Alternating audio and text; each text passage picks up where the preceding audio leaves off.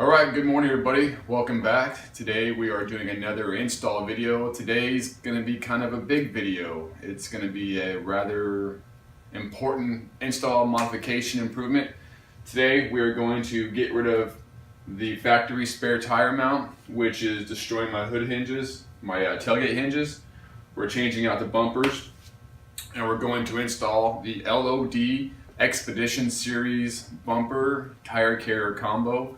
I did opt in for the Expedition Series cargo rack, trail rack that sits up here to add some storage, because anyone that knows anything about TJs knows there is no storage in there.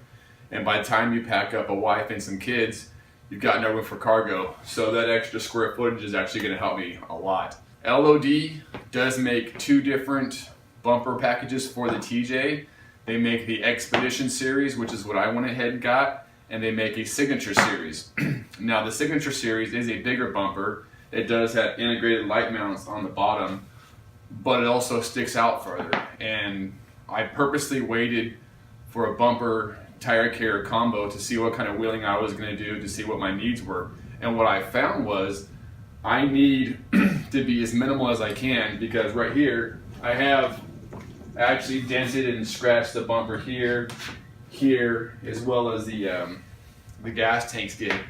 Now anyone that knows me knows I'm also a huge Metacloak fan, and I really like their bumper tire carrier combo as far as looks and function goes, but it was entirely too big. It stuck down too far, it went around to the edges too far, and I think that was gonna hinder me more than help me in the end. So my goal was to find a minimal bumper that was strong, reputable, and LOD fit that bill. So before we get started on the installation of the new stuff, I have some housekeeping to do. I need to remove the old bumper, remove the tire carrier, clean up some dirt and grime, and make it look good for the install. So stick around, watch the video, let me know what you think, and if you enjoy it, don't forget to like and subscribe. We appreciate it. Thank you.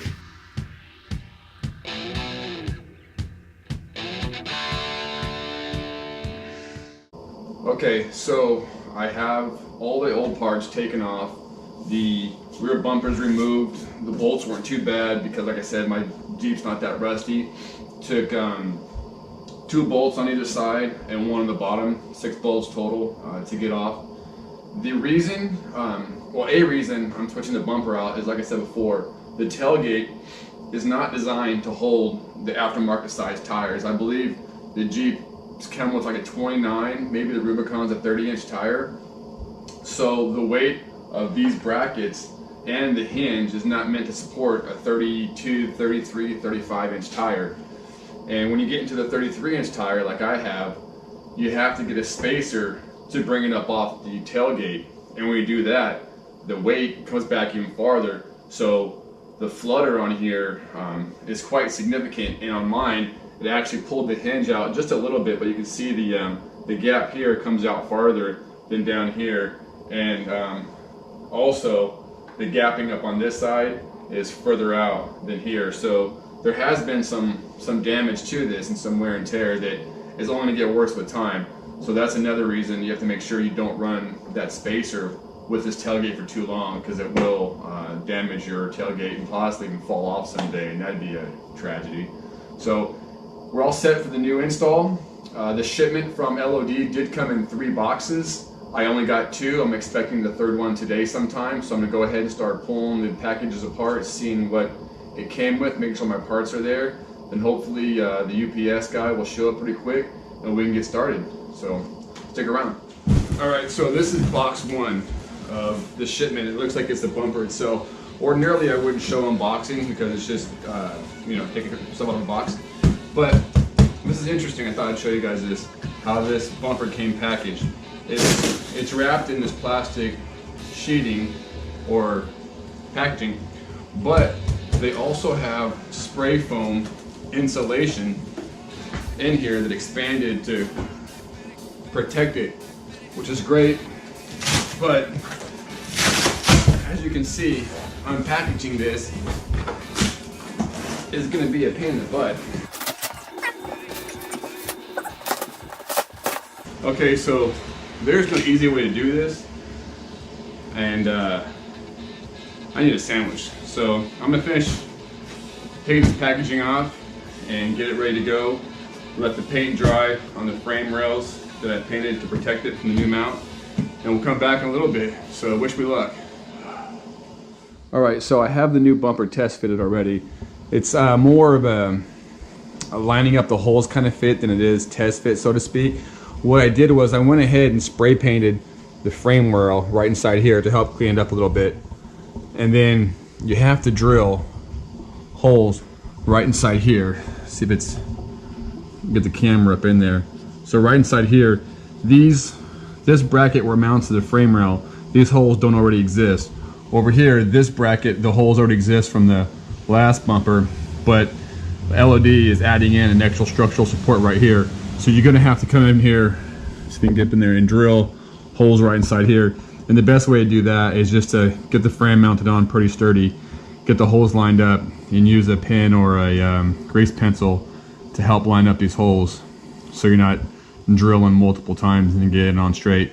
So the next step is I'm gonna go ahead and drop this bumper back down and get these holes drilled back in, and we'll work on getting the nuts in afterwards. Sounds like it's gonna be kind of tricky getting those nuts in, but we'll sort it out and get moving.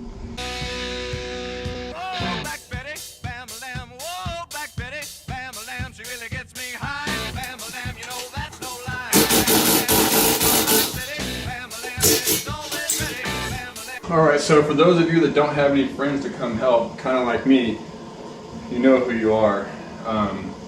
Jack stand should work okay. Just be careful because this thing is kind of off camber, off balance, so it will want to pitch and roll on you. So when you're moving in and out of the bumper, just be careful. It's actually not that bad. Alright, so with this thing out of the way, we can start getting our holes drilled.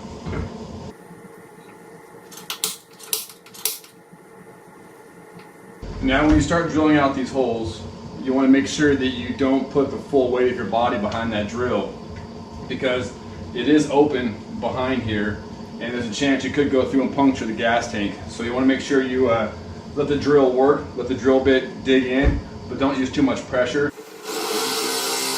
Okay, so now what we did was we've gotten all the bolts in.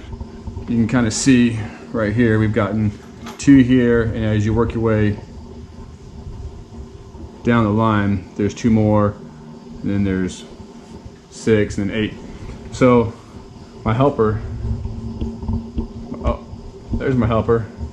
Say hi. Hi. All right. So what we had to do here to help us out, sorry for the camera angles, but we ended up using jack stands, and then the bumper wanted to pitch top side heavy forward. So we ended up using a jack and a block and a rag for some padding to help take that bumper and lay it up against flat with the frame rails. That allowed us to get those bullets in easier. This could be avoided if you had a friend to help you, but it really wasn't that hard. It's actually going to be easier to use a jack stand because a jack stand won't complain and say he's tired, want beer, or go watch TV, whatever it is friends do these days.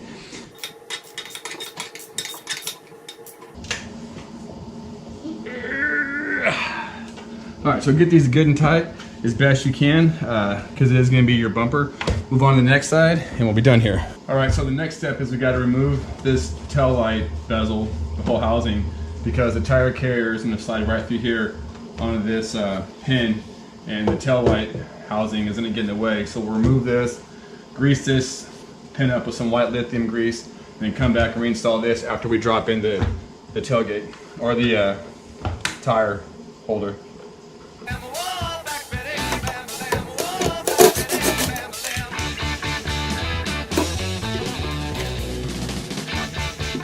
Alright, now that we got the headlight bezel out of the way, sorry, I gotta clean this up. Anyone that knows me knows that I gotta have it clean, even if no one's gonna see it, right? Isn't ethics about doing the right thing even when no one's looking? Well, I feel the same way about cleaning crap up. Even if no one can see it, at least I know it's clean. So the goal here is going to be to attempt to keep this out of the way while not getting grease on that. So So while I figure that out, I'll be right back. So we'll take some white lifting grease and we'll just smear it all over this, like you're decorating a nice cake. A nice little bumper post happiness Jeep cake. Right now we're back with the tire carrier itself. This is going to slide around on that pivot point. It has a bolt here to mount the high lift jack when you get that put on. And there's several holes for the systems for the jerry can mounts, the Rotoplax mounts, and also the trail rack that goes up here on top. So we're just going to slide this bad boy over top of the pin right here. Hopefully it all goes on well.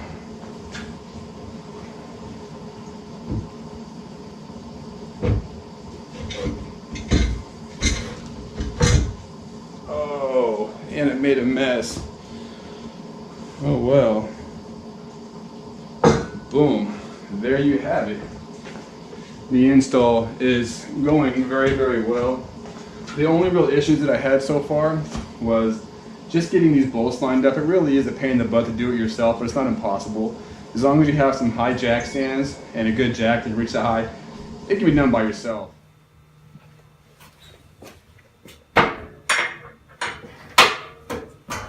Alright, that wraps up the install for the old tire carrier and LOD bumper system. Now here it is, about 2 weeks later, I'm finally wrapping up the install. And the reason for that is LOD, when they shipped out the bumper and the tire carrier package, they mailed out the wrong brackets here. So I've been stuck waiting on a shipment from LOD. Apparently they've been pretty busy and couldn't get it knocked out in time. But it's on, it all fits well. Install was really, really simple. I will say that I did get this bumper for the New Year's sale. I got 10% off plus free shipping. So for the tire carrier, the rack, and the bumper, I was right at about $856. So I can't complain, even though I did order it on New Year's Eve. And here it is, February 9th, and I'm just not getting it wrapped up. Sometimes you gotta wait for the things that are worth it. So this is it. We got it all wrapped up. It's very well made. I'm very satisfied with it. It's gonna do me just fine, so right on.